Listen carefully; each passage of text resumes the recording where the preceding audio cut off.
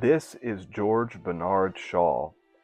He was a playwright in the 19th century and somewhat of a philosopher, and he was an intellectual heavyweight during that time.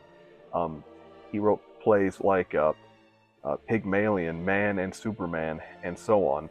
And he's a man that I've always been fascinated by, but at the same time, I've also been somewhat disturbed by because of his views around certain groups being unfit to live, people he considered to be useless. He was a Fabian socialist, and many of his ideals I would actually agree with. But to me, I think that the problem with Shaw was is that he was all wit and no heart, and that's why I actually based the villain in my book, The Ecstasy and the Ignominy, partially off of George Bernard Shaw.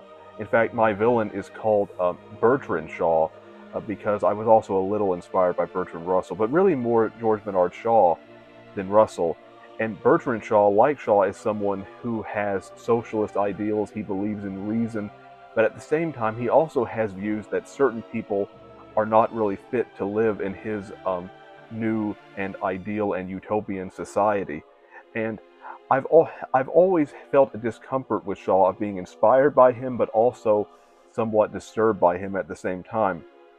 And in my book, and this is somewhat of a spoiler, I determined, well, what if Shaw actually got the society that he wanted, and then he was so horrified by it that he decided to repent and realize that a world that is founded on reason alone, and if there is no spiritual or transcendental quality to go along with it, it will ultimately collapse because it does not have an objective moral foundation.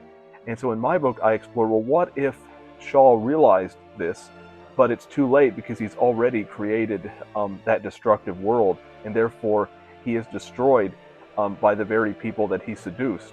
And I think I sum it up clearly in his last words before he is destroyed by his own creation, so to speak, in my book, when he says, I took a crown that I was unworthy of for the sake of a kingdom unworthy of me.